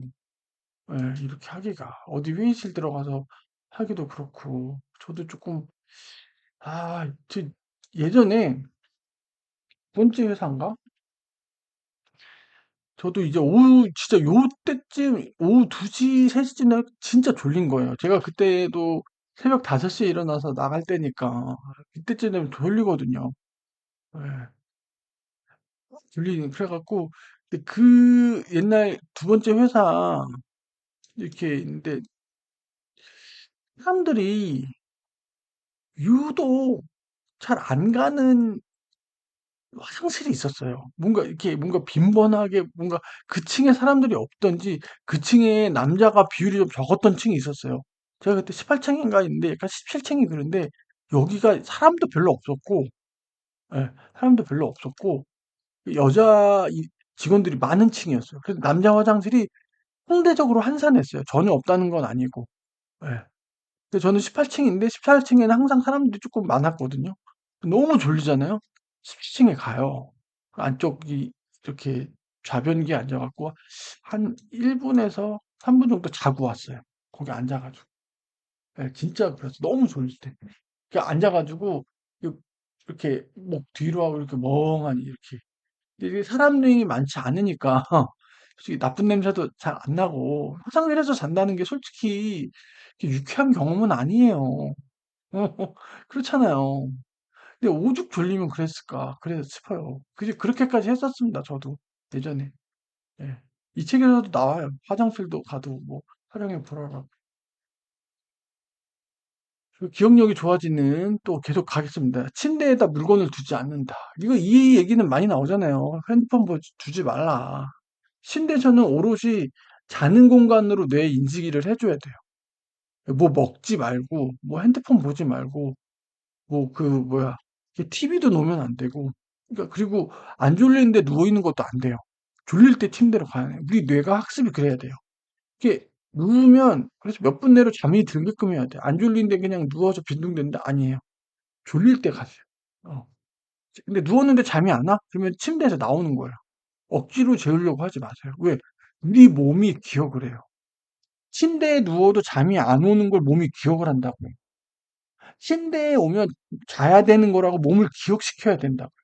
그러니까 졸릴 때 가세요. 아, 나 새벽 1시, 2시인데 억지로 자려고 눕지 말고 그때는 그냥 좀 앉아가지고 머리를 좀 차갑게 하시고 아까처럼 약간 좀 책을 보신다든지 그렇게 해야 돼요. 그래서 잠이 좀 올랑말랑할 때 그때 침대로 가시는 거예요. 이것도 몸의 기억인 거예요. 수면에 대한 몸의 기억인 거죠. 자는 시간이 불규칙해도 이거 중요합니다. 기상 시간을 일정하게 유지하세요.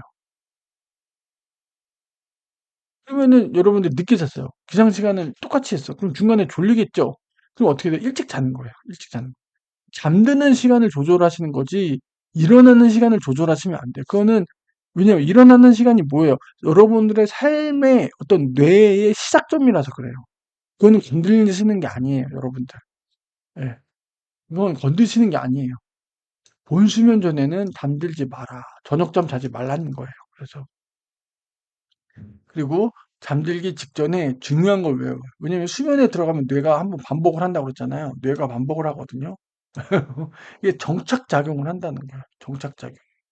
그러니까 잠들기 직전에 휴대폰 보지 마시고 막 그런 이상한 쇼츠 보지 마시고 그냥 그 다음날 아니면 뭐 중요한 뭐 공부한 거 있으면 그렇게 하는 거죠. 그래서 원래 자기 전에 봤던 그 단어 뭐 내용들이 제일 좋다고 하는 게 그래서 그런 거예요. 예. 그래서 머리 쓰는 일을 많이 했다, 그날. 그러면 깊은 수면에 들어가고요. 운동 동작을 많이 했다. 그러면 렘 수면으로 들어간다는 거예요. 그 뇌가 그날 하루 있었던 그 받아들인 기억에 따라서 수면을 저렇게 다르게 한다는 거죠. 그래서 숙면을 취하도록 한다. 숙면을 취하도록 한다. 그래서 잠을 잘 자야 된다는 이게 그렇습니다. 잠을 희생하면서까지 공부하는 거 절대 효율이 안 나요. 그래서. 그리고 여러분들 중요한 거. 일기를 보통 저녁에 쓰신단 말이에요. 그날 있었던 일을 약간 복기를 하면서. 근데 문제는 뭐냐면 일기는 감정이 담겨 있어요. 아, 오늘 뭘 잘했다, 못했다. 일기를 쓰는 것 자체는 좋아요. 반성을 하니까. 근데 아침에 쓰라는 거예요.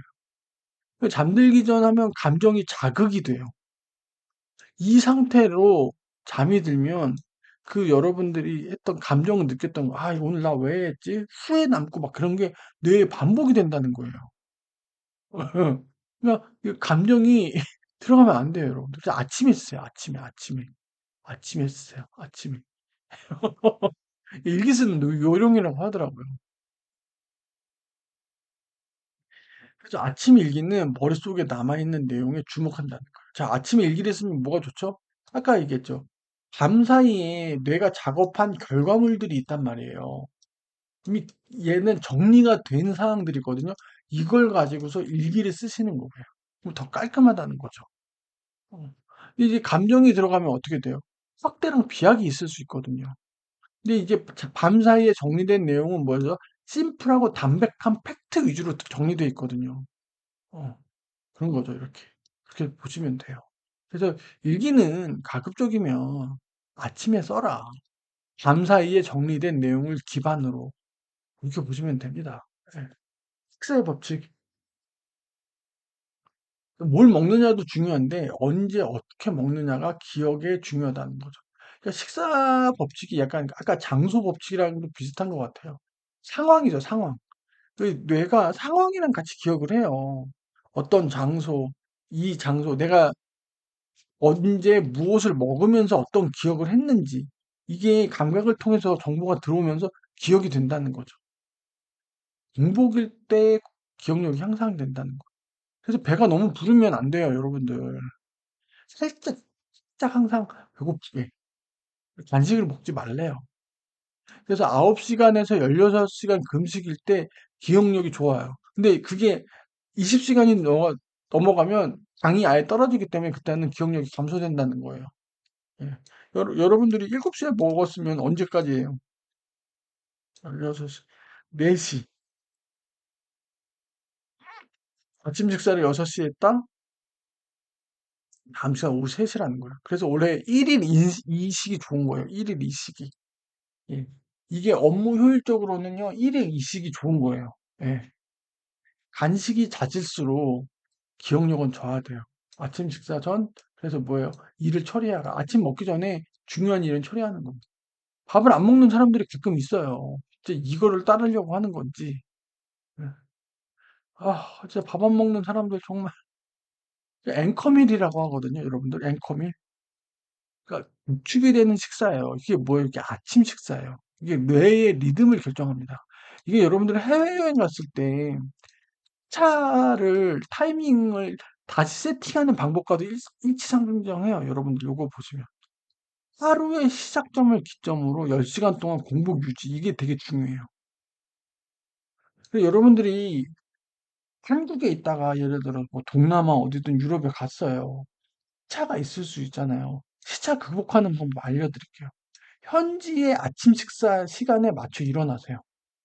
그리고 그때 아침 식사를 드세요. 내가 그 전날 비행기 떨어져가지고 새벽에 떨어져가지고 2시에서 3시간밖에 못 잤는데 일어나세요. 그 현지 시각 7시에 일어나셔서 호텔 조식 드세요. 이게 앵커밀이 되는 거예요. 이게 앵커밀. 그럼 우리의 바이오 리듬이 현지 시각 7시에 딱 맞춰져요. 이 앵커밀이 우리의 바이오 리듬을 재세팅하는 기준인 거예요. 이때 뇌가 그렇게 돼서 그날 하루 보내시잖아요. 그럼 그 다음 날부터 아침 7시에 일어나는 게 전혀 무리가 없어요. 우리의 바이오 리듬이 그 현지에 맞춰 돌아가요. 이거 되게 요령에도 나와요. 하루의 시작점을 기준으로 10시간 동안 공부, 앵커밀이에요, 앵커밀. 요 단어는 항상 기억해 두세요. 시차 극복이라든지, 그리고 여러분들이 해외여행 갔다가 이제 복귀하실 때도 있고, 연휴 했다가 이렇게 하실 때도 있잖아요. 이때 바이오리듬이 흐트러져 있단 말이에요. 바이오리듬이.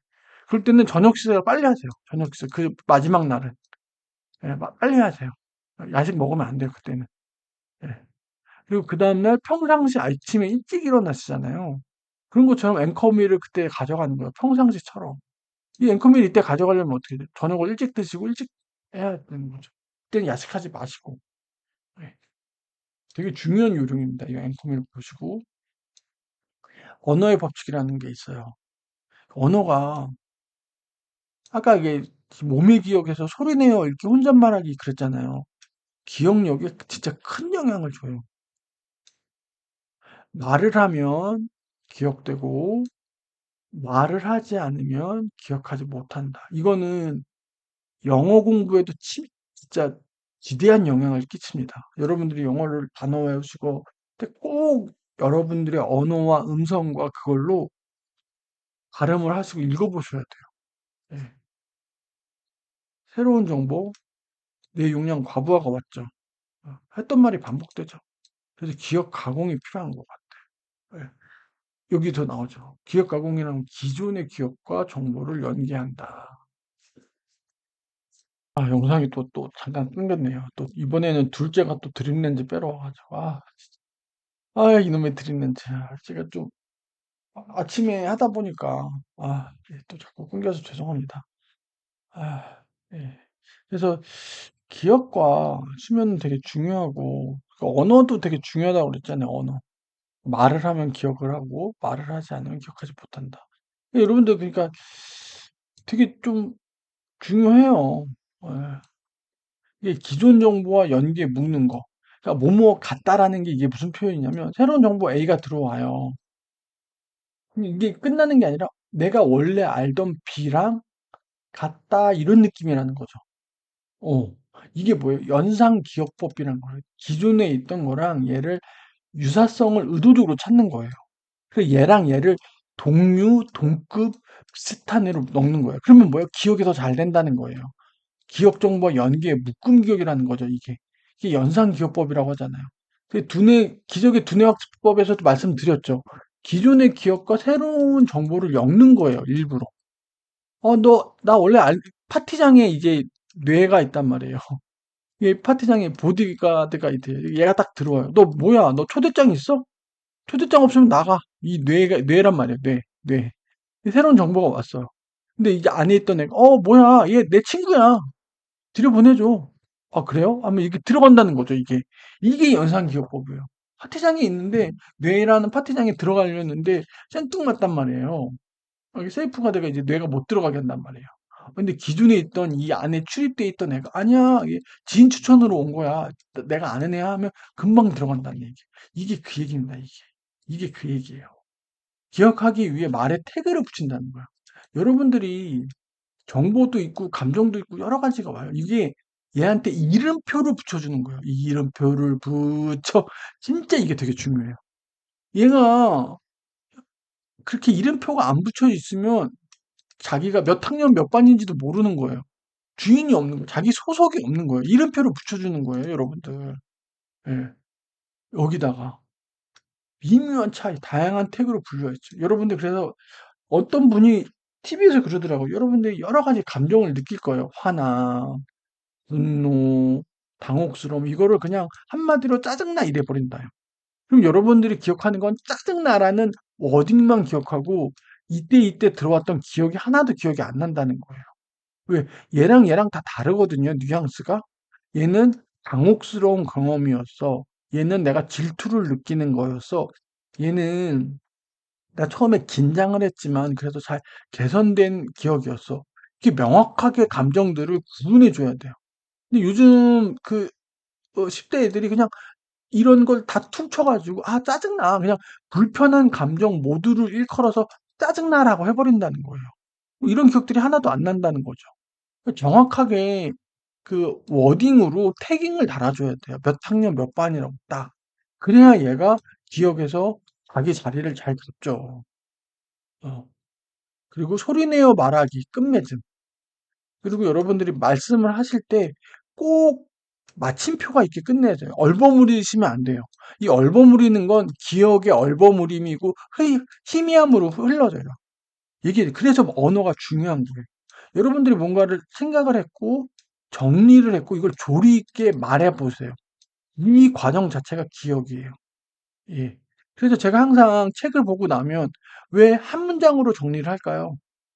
대동lam을 하고 나서 왜 한 문장으로 정리를 할까요?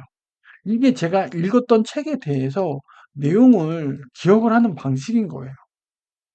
한 문장으로 정리를 하고 끝맺음을 해보셔야 돼요. 이게 언어와 기억이 되게 중요한 거예요. 완결성을 갖춘 기억이 되는 거예요. 완결성. 왜냐면 얼마나 많은 정보들이 머릿속에 들어오겠어요. 그리고 얘기했듯이 정보는 용량이 있단 말이에요. 얘가 그날 할 수 있는 게 처리할 수 있는. 야, 자리 없어. 너 뭐야? 너 어디야? 너 몇 학년 몇 반이야? 너 어디야? 호석 없어. 너 나가. 이런다니까요. 너 뭐 하는 놈이야? 너 짜증이야? 너 화남이야? 너 뭐야? 저 뭐뭐고요. 저는 몇 학년 몇 반 누굽니다. 알았어. 저는 1학년 몇 반이더라. 아, 너 나가. 이거예요, 이거. 딱. 그리고 공간적으로 보면 그거예요. 예. 새마을열차 KTX 탔어요. 권표원이 왔어. 자리가 어디세요? A-1이요. 명확하게 얘기하면 끝내요. 제가 알기로는 앞에서 세 번째 칸에 잘 모르겠네. 그럼 뭐예요? 나가는 거예요. 나가는 거예요. 기억에서도 그래요. 명확하게 순번과 자리가 정해져 태깅돼 있지 않으면 완결성을 갖추지 않으면 뭐예요? 기억에서 발붙일 자리가 없다는 거예요. 이 작업들을 해주셔야 된다는 거예요. 기억에다가 이름표를 붙이는 작업, 뭐예요? 언어예요, 언어. 언어. 이름표를 붙여 너의 가슴에 진짜 이름표를 붙여줘야 돼요, 여러분들. 그냥 나 짜증나면 퉁칠 게 아니고. 되게 중요한 부분입니다. 이거 중요해요. 그리고 여러분들이 꼭 한번 조리 있게 해갖고 말로 한번 해보셔야 돼요. 예. 평소에도 말은 끝맺음을 잘 하시는 연습을 하셔야 돼요. 그게 사고의 흐름입니다, 여러분들. 말을 얼버무리고 우물쭈물하지 마세요. 예. 자신감 있게. 그게 생각의 흐름입니다. 한번 이렇게 봐주시면 좋을 것 같고,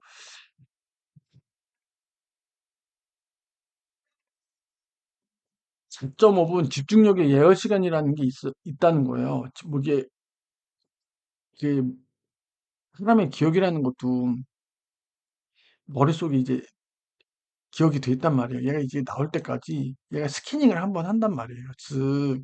지금 이 상황에 필요한 기억이 뭔지 얘가 쓱 돈단 말이에요. 쑥. 응. 그때 웜업일 때 한 4.5분 정도 걸린다는 거예요. 그때 이제 여러분들이 단상에 올라가야 돼요. 그럼 단상 아래에 있을 때 어떻게 해야 되는 거예요? 요 작업들을 좀 해주셔야 돼요. 4.5분. 리마인딩 하면서. 네. 상황별 기억 법칙이라는 거예요. 여러분들 이거는 좀 짧게 넘어갈게요. 얼굴과 이름을 못 외울 때, 명함 교환할 때 많이 그렇죠? 예. 그러면 여기도 얘기하죠. 상대방의 이름을 소리 내어 말해본다. 이게 몸의 기억으로 하는 거예요. 예, 상대방. 보통 명함할 때 상대방의 이름을 부르지 않아요. 민망하잖아요. 누구누구씨? 이런, 근데 그렇게 하면서 기억을 한다는 거예요. 예. 그리고 상대방이 제 명함을 기억해 주길 원하면 이것도 하나의 팁인데 명함을 건넬 때 당신의 역할과 사명을 간략히 얘기하는 거예요. 너무 길면 안 돼요. 저는 무슨 무슨 회사에 전략기획에 무슨 무슨 업무를 담당하고 있습니다. 하면은 그게 차별화가 된다는 거죠. 음. 그리고 읽은 내용을 여러분들 잘 기억하는 게 있는데 뇌가 유형이 있다는 거. MBTI처럼 유형이 있다는 거예요. 여러분들. 시각적으로 많이 끌리는 사람이 있고 동시계라고 하고 순서. 그걸 개차계라고 한대요. 그러니까 여러분들이 이 두 타입 중에 어느 건지 빨리 파악을 하셔야 돼요. 그래서 저는 약간 그런 생각이 있어요. 사람이라고 해서 다 공부를 잘하는 게 아니에요. 공부에 맞는 뇌 유형이 있어요. 그러니까 자기 판단 빨리 하시고 공부가 아닌 타입들은 빨리 다른 쪽으로 하시면 돼요. 공부를 못하는 게 실패가 아니에요. 그냥 여러분들과 안 맞는 거예요. 근데 여러분들이 맞는 방법을 찾으셔야 돼요. 안 맞는 걸 억지로 하려고 그러면 비효율적이고 서로가 괴로워요. 그러니까 빨리 자가 진단을 항상 하셔야 돼요. 공부가 잘 맞는 타입과 뇌가 있어요. 안타깝지만. 네. 여러분들도 저도 제 아이들 보고 하는데 공부가 아니다 싶으면 그냥 빨리 취업 전선에 뛰어들어라. 그렇게 얘기하고 싶어요. 이제. 이분들은 이 동시기에 예를 드는 겁니다. 포스트잇을 여러 군데 붙인다는 거예요. 시각적으로. 예. 포스트잇을 그때 붙임으로 해서 그때의 감정 상황과 이걸 기억을 하는 거예요. 포스트잇을 붙임으로 해서 그때의 상황을. 개차기에는 포스트잇을 이렇게 많이 붙이지 않고 정작 자기가 기억해야 될 메모와 숫자 위주로만 인과관계 위주로 붙인다는 거죠. 예. 근데 이게 동시계가 낫냐, 개차계가 낫냐의 문제가 아닌 거예요. 누가 더 우월하다는 문제가 아니고 뇌의 유형이 저렇게 다르다는 거예요, 여러분들. 그럼 그 뇌 유형에 맞게 기억을 잘하는 방법을 알려드린 거죠. 동시계인 분들은 이렇게 해야 돼요. 시각적인 걸 많은 걸 넣어가지고. 저는 솔직히 포스트잇 많이 쓰지 않거든요. 예. 포스트잇 안 쓰고 이렇게 꼬리표만 달아놔요, 이렇게 꼬리표만. 네. 아이디 비밀번호를 못 외울 때 기억 청크라고 하죠. 그것도 묶는 거죠. 대표적인 게 전화번호잖아요. 9자리를 9개로 외우면 힘들어요. 근데 3개로 끊는 거죠. 분절해서. 대표적인 얘기인 거죠. 이거 어려운 얘기 아니죠? 010 뭐 하듯이. 예. 근데 이게 전화번호는 우리가 많이 학습화가 돼 있어서 어렵지가 않아요. 근데 많은 정보들이 올 때 기억에 청크로 끊으면 9개를 외울 걸 3개로 줄인 거잖아. 이런 식으로 해주면 편하다는 거죠. 예. 수집한 정보를 잘못 활용할 때 여러분들이 많은 기억이 정보가 있는데 그중에 가치 있는 정보의 판단 기준은요. 행동을 변화시키는 정보. 이게 핵심이에요. 저도 대동남을 하고 여러분들 이 영상을 보고 하는 이유가 뭐예요? 단순히 지적 만족이고 몰랐던 사실을 알고 그거는 1차적인 거예요. 그래서 내가 행동이 바뀌었냐는 거예요. 내 행동이 바뀌어야 내 인생이 바뀌어요. 그래서 제가 하우가 있는 책을 좋아하는 게 그래서 그래요. 물론 하우가 없어도 what why를 보고 제가 크게 깨달아서 행동을 변화시키는 경우도 있죠. 예. 독서를 하는 이유는요. 왜 사람들이 왜 계속 독서를 하라고 그럴까요? 이거예요, 이거. 행동을 변화시키기 위해서. 한번 왜 독서를 하고 왜 계속 보라고 할까요? 15개 독서법에도 나오잖아. 왜 계속 보라고 할까요? 왜 행동을 변화시키기 위해서요. 독서를 한 번만 하면요. 행동이 변화시키지 않아요. 아, 이거 정말 좋은 내용인데 하고 뒤돌아서면요. 뇌는요. 다른 기억에 덮어 씌워져서 잘 기억이 안 나요. 다시 리마인드를 해줘야 돼요. 예. 그래서 우리가 뭐라고 그래요? 좌우명이라고 하는 거예요. 좌우명이 뭐죠? 옆에다 두고 계속 보는 거예요. 옆에다 두고 계속 봐야 뭐야? 행동을 바뀌기 때문이에요. 이게 핵심이에요. 여러분들이 독서를 해야 되는 궁극적인 목표도 이거예요. 행동을 변화시키는 거죠. 독서를 백날 해도 행동이 변화시키지 않는 인간들이 있어요. 뭐다? 유죄불능이다. 그런 사람들은 왜 안 될까요? 행동을 변화시키려고 마음을 먹진 않아요. 왜? 본인이 우월하다고 생각하거든요. 제가 이 책을 읽고 하는 게, 아, 내가 부족한 점을 알고 이렇게 봤더니 이런 부분을 내가 보완해야겠다. 내가 이걸 개선해야겠다고 느낀단 말이에요. 근데 이게 오래 안 간다고 그랬죠. 그래서 뭐예요? 계속 보면서 계속 행동을 해줘야 된다는 거예요. 근데 이 유죄불능인 사람들은 뭐 하냐면 본인이 부족하다고 못 느껴요. 이거를 못 받아들이는 거예요. 이런 사람들은요, 백날 독서를 해도 안 나아져요. 음, 오히려 이 책 위에 지가 있어요. 그리고 이 책의 내용을 어떻게 해요? 본인이 원주를 줘요. 본인의 그 합리화를 강화시키기 위한 근거로 써요. 이 책이 원래 하고자 했던 말이 아니거든요. 이거를 본인의 논리와 자기 합리화를 변환시켜요. 그런 인간들이 있어요. 이런 인간들은요, 절대 발전이 안 돼요. 왜냐면 이 책에서 보고 본인의 부족한 점을 보고 개선을 해 나가야 되는데 이 책에서 그런 불편한 부분은 안 봐요. 왜? 자기가 우월하니까. 오만함에 쌓여가지고. 근데 이 책에서 이런 부분은 자기가 갖고 와요. 자기와 합리화하기 위한 논거로.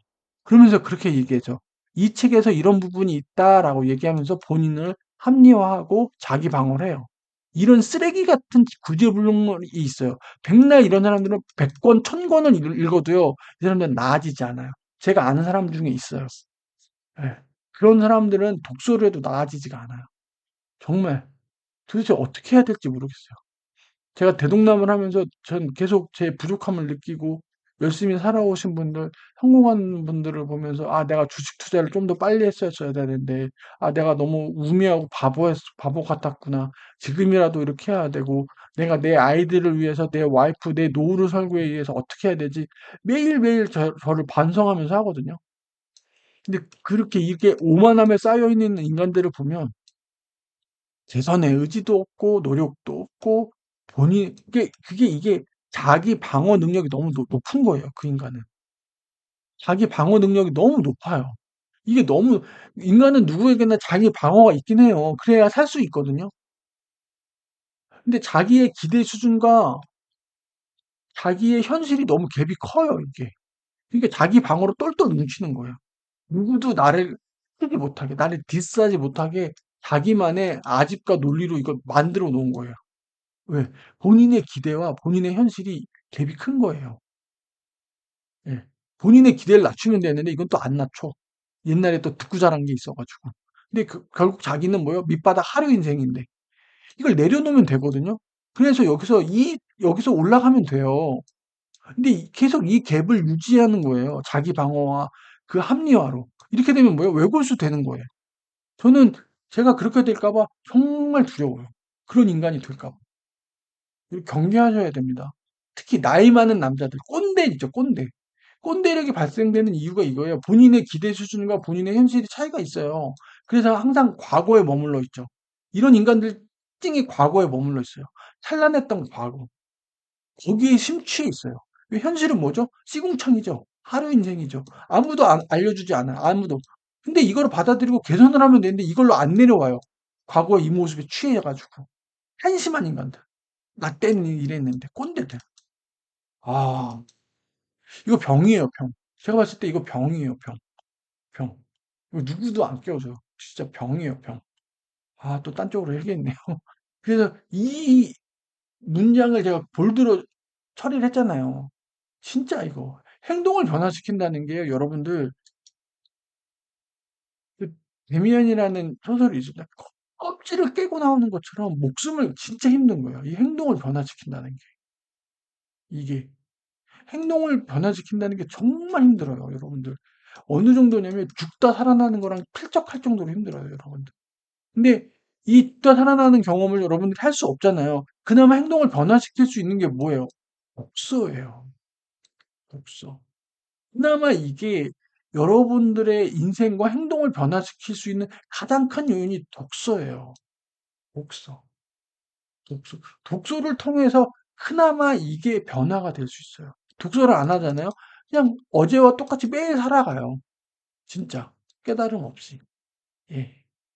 그래서 독서를 하시면서 다른 타인의 삶, 나보다 더 큰 사람의 삶, 본인의 부족함을 깨닫고 그렇게 그나마 독서를 할 때 이게 가능한 거예요. 이게 행동을 변화시키는 게.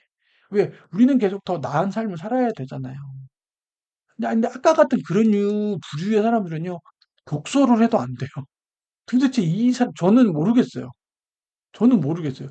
이 정도의 사람들은요, 어떻게 해야 될지 모르겠어요. 진짜 죽다 살아나야 되는 건지, 도대체 이런 유의 인간들은 진짜 그런 사람들을 일컫는 말, 구제불능. 진짜. 근데 죄송하지만 정말 구제불능의 인간들이 있더라고요. 뭔 수를 써도 안 되는 인간들이 있어요. 정말 진짜. 저는 구제불능의 인간이 안 되기려고 노력합니다. 그래서 오픈마인드가 중요한 거예요. 오픈마인드.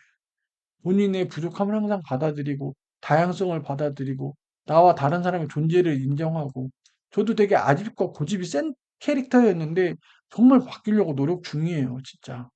음, 또 딴 얘기를 또 너무 오래 했네요. 근데 이 문장이 저는 정말 중요해서 그래요. 이 문장이 정말 중요합니다. 행동을 변화시키는 정보. 이 행동을 변화시키는 정보. 여러분들 판단을 하셔야 돼요. 음. 이 기준으로 뭐예요? 여러분들에게 하루에도 수만 개, 수십 개의 정보가 들어오는데 선별해야 된다는 거예요. 쇼츠로 무슨 정보가 들어왔어. 그게 여러분들의 인생을 바꿀 정보예요? 아니면 과감히 내치는 거죠. 과감히 내치는 거예요. 네, 그런 얘기인 거죠. 그래서 뭐예요? 성공한 사람들이 왜 운이 좋았다고 얘기할까요?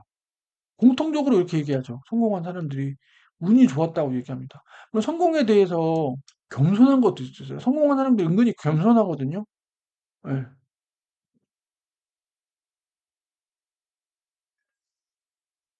왜냐면 이 사람들은 이 수많은 정보 중에서 본인에게 유익하다라고 생각하는 정보들만 필터링 한단 말이에요. 그게 이미 체득화된 사람들이에요. 오랜 시간. 그렇죠. 이게 뭐예요? 성공의 운을 높인 거예요. 그냥 아무 정보나 다 받아들인 쓰레기 같은 정보를 받아들인 게 아니라 이미 이 사람들은 시간이 소중한 사람들이잖아요. 이게 필터링이 돼 있는 거예요. 딱 보고, 너랑 만나고 술 마시고 그러는 거 필요 없어. 필요 없고. 본인의 인생에 플러스가 되는 것만 정보로 입력해요. 이 사람들은 시간이 아깝기 때문에. 이런 정보들이 쌓여 있어요. 이게 성공의 운을 높이는 거죠. 성공의 확률을. 그래서 운이 좋았다라고 얘기하는 거예요. 이게 다 이어지는 겁니다, 여러분들. 성공한 사람들은요, 나 잘났다고 얘기 안 해요. 성공한 사람들은요, 절대로 나 잘났다고 얘기 안 해요. 운이 좋았다고 얘기합니다. 운이 좋아지게끔 본인들이 정보를 취사 선택하는 거예요. 필터링이 돼 있어요. 그들의 삶은 그래요. 그들의 인간관계는 그렇다고요. 불필요하고 본인에게 마이너스가 되는 인간관계를 키우지 않아요. 그렇게 풍토를, 자기의 삶을 그렇게 만들어 놔요. 그리고 성공이 와서 성공을 한 거예요. 이거 운이 좋았다고 얘기를 하는 거죠. 뇌손상 방향치.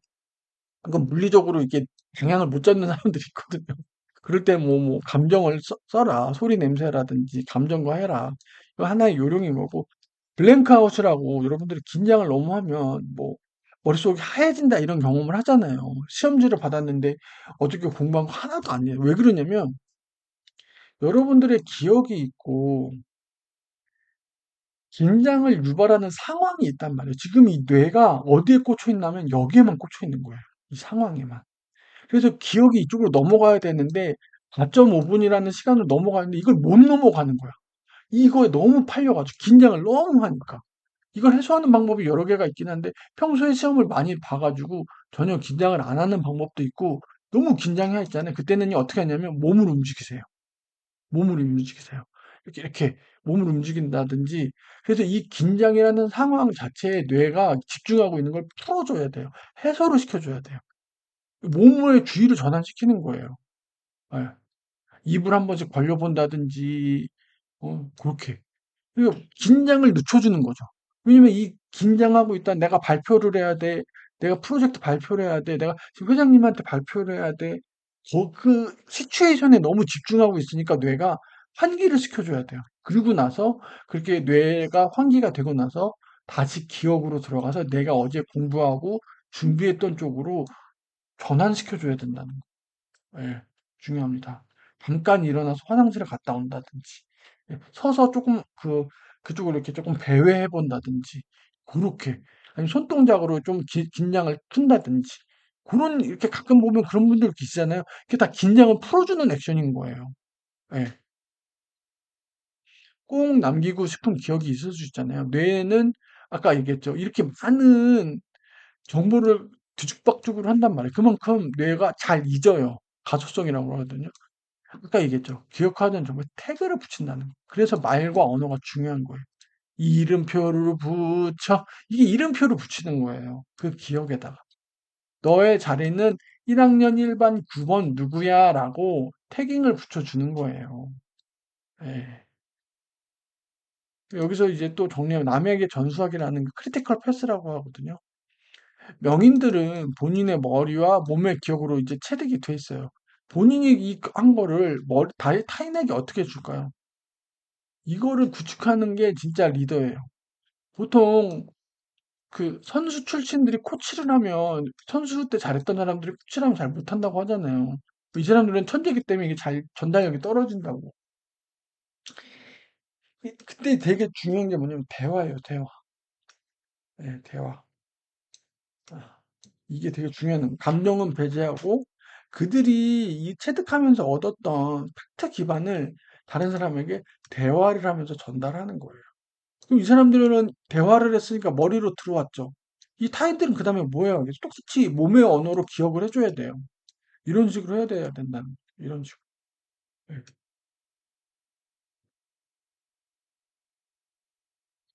당장 가보겠습니다. 또 5번은 이제 마무리를 할게요. 그래, 또 그냥 잠재력을 믿고 또 하라는 얘기긴 해요. 자, 아까 얘기했죠. 뇌는 뭐죠? 용량이 있어요. 뇌 처리 용량이. 그 이상 들어오면 대응하지 못해요. 불안하다는 거죠. 막 팀장이 누구누구 씨 A 매니저님 이거 해주시고요. 저거 해주시고요. 뭐뭐 해주시고요. 딱딱딱 준단 말이에요. 그러면 이게 일이 쌓일수록 어떻게 돼? 불안감이 커져요. 노르 아드레날린이 극도로 분비돼요. 노르 아드레날린이. 그러면 불안과 공포가 유발된다는 거죠. 그러면서 부정적 감정이 유발돼요. 실제로 저도 회사에서 많이 겪거든요. 예. 그리고 뇌 용량에 이게 과부하가 걸린단 말이에요. 그럼 실수를 하게 돼요. 그러면 실수를 하게 되죠. 왜 자꾸 실수해요.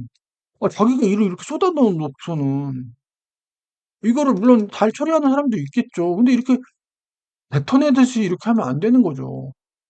예. 그래서 메타 기억이라고 하는데 이게 일을 쏟아냈잖아요. 그러면요. 그냥 하지 말고 이제 스캐닝을 하는 거예요. 내가 아는 거, 내가 모르는 거. 일단 이걸 분류를 하세요. 예. 이렇게 하면서 뭐예요? 일에 우선순위가 생겨요. 이게 여러분들 업무 처리할 때 되게 중요합니다. 우선순위. 이게 쓰면 불안감이 사라져요. 그래서 할 수 있는 것부터 처리해 주세요. 음. 사람들은 과거를 기억하면 현재의 자신을 과대평가한단 말이에요. 아까 제가 얘기했죠. 책을 봐도 바뀌지 않는 구제불능 인간들이 있다고 그랬죠. 이거예요, 이거. 책을 봐도 바뀌지 않는 구제불능 인간들. 이런 과거를 기억하는 과거의 얽매이면서. 음. 그리고 자신을 과대평가하기 때문에 기억 용량과 정신력을 관리할 생각을 못 해요. 이게 지금 한계가 있고 여러분들 정신력이 이런 생각을 못 한다는 거죠. 어. 그럴 때 뭐 기억법의 변화와 주변의 도움을 요청을 하는 거예요. 아, 이거 좀 너무 누구누구씨 같이 좀 해주세요. 본인이 다 하려고 하지 말고. 예. 그 메타 기억을 어떻게 하냐면 이렇게 아까 얘기했듯이 A 업무, B 업무, C 업무, D 업무에 쏟아졌어. 나라는 사람이. 졸라맨 하나 불어볼게요. 이렇게 쏟아졌어. 유체 이탈을 해서 코치로서 가보는 거야. 자, A, B, C, D. 자, 너 A라는 업무 지금 할 수 있어? 바로 처리할 수 있어? 아, 이거 좀 시간이 걸릴 거. 그래? 그럼 B라는 업무. 이건 바로 할 수 있을 것 같아. C라는 업무는 이것도 B 하고 나오면 C 같이 하면 될 것 같아. D는 아, 요거는 내가 정말 못하겠는데. 그러면 B, C, A, B 이렇게 가는 데가 코치 요런 걸 만들어 놓는 거야. 자신 옆에서 코치로서 자신을 마주하게 된다. 이게 메타 기억법이라는 거예요. 메타 기억을. 예. 그래서 본인의 기억 상태를 점검하는 거예요. 내가 뭘 모르고 뭘 아는지. 이게 메타 기억이에요. 내가 뭘 모르고 뭘 아는지를 보는 게 메타 기억이에요. 덥석덥석 무는 게 아니고. 예. 목적을 이루기 위한 암기법. 암기가 목적이 아니고 이거를 암기 기억을 해서 어디다 쓰려는지 명확하게 봐야 된다는 거예요. 그래서 메모지를 활용하고 집중할 부분을 점검하는 거예요. 예. 그래서 어디까지 했는지 앞으로 무엇을 우선으로 해야 될지 우선순위죠. 이걸 해야 된다는 거. 멈추고 차분하게 정리하는 거야, 여러분들. 이게 중요해요. 막 일이 막 들어온다고 막 처리하지 말고 일단 심호흡하시고 그거 요거 몇 분 안 걸리거든요. 요거를 한번 가름마를 타셔야 돼요. 음. 최고의 성과를 내는 비결은 뭐냐? 본인 상태에 대한 주관적인 것과 객관이 불일치한다는 거예요. 나 자신을 알라. 소크라테스의 나 자신을 알라가 뭐죠? 이거랑 또 상통하죠. 예. 나 자신을 알라랑 똑같아. 진짜 이게 그 몇천 년 전에 그 철학자가 얘기한 게, 와, 정말 어떻게 진짜. 그래서 머리의 기억은 주관적이고 몸의 기억은 객관적이에요. 이거를 줄이는 게 성과를 내는 방법이에요. 결국 결과값은 뭐예요? 이걸로 가게 돼 있어요. 몸의 변화를 시키면서 관찰해야 된다는 거죠. 그 몸의 기억을 이 책을 관통하는 게 머리로만 하는 거는 감정이 들어가고 주관적이고 좀 한계가 있다. 그리고 우리의 뇌는 뒤죽박죽이고 용량의 제한이 한계 있다. 그러니까 몸의 기억을 써서 객관화시키고 기억의 용량을 줄이고 더 기억을 잘해라라는 게 이 책의 핵심입니다. 여러분들의 뇌의 잠재력이 아, 나 이제 늙었나 봐. 이제 잘 기억도 못하고 끝나는 게 아니고 몸의 기억을 써주면 아직 충분히 잠재력이 있다는 얘기예요. 이건. 네. 그러니까 머리로서는 효고작, 망각 그런 걸 좀 정보를 좀 쳐내고 쓰는 말이나 행동으로 기억을 돕는 거예요. 기억 저장을 효율화하는 거죠. 이제 머리랑 몸을 쓰라는 거죠.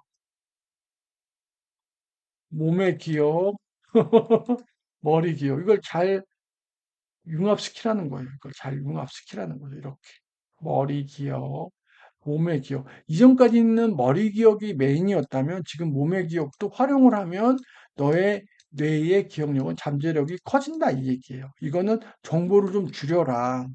감정적이고 주관적인데 이건 좀 줄이고 몸의 기억을 해서 객관적이고 기억을 더 잘하게끔 해라. 이게 이 책의 마무리입니다.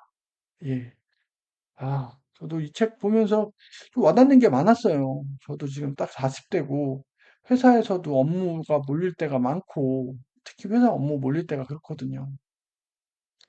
그냥 기억력이 예전 같지 않다는 걸 정말 느끼고 있었어요. 그래서 몸의 기억을 잘하려면 어떻게 될까요? 몸이 건강하고 좋아야 되잖아요. 운동을 해야 돼요. 결국에 이렇게 이어집니다.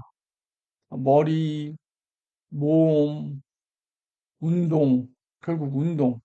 움직여라. 이게 다 메커니즘이 그런 것 같아요. 항상 얘기하지만 몸과 마음은요, 항상 우리는 일체 같이 움직이기 때문에 몸 관리도 해주셔야 돼요. 특히 40대가 되면. 몸의 기능이 예전 같지 않기 때문에. 몸의 기능이 떨어졌기 때문에 뇌의 기능도 떨어진 거예요, 여러분들. 몸의 기능을 올리면 어떻게 돼요? 뇌의 기능도 올라간다는 거죠. 예. 그러니까 잘 먹고 잘 자고 운동하라 이 얘기예요.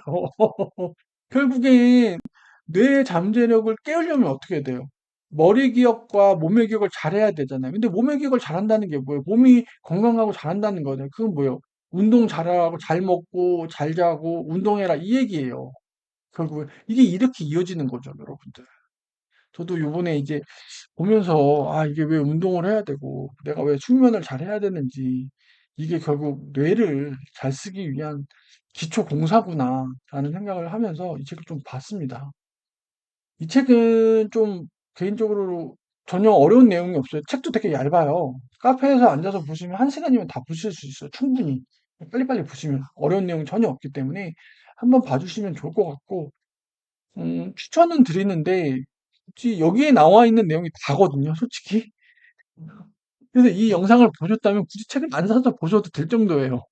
근데 내가 옆에다 두고, 책을 옆에다 두고, 두고두고 보겠다 하시면 뭐 보셔도 되는데, 일단은 이 책은 좀 추천드리겠습니다. 예, 저같이 40대인 분들도 그렇고, 40대가 아닌 분들도 내가 왜 뇌를 좀 더 잘 활용하고 싶다 하시는 분들은 여기 나와 있는 팁들 있잖아요. 잘 활용하시면 크게 도움이 될 듯 합니다. 예. 오늘도 긴 시간 영상 봐주셔서 감사드리고요. 당신도 할 수 있다. 소유캔 TV 대신 독서하는 남자 대동남이었습니다. 감사합니다.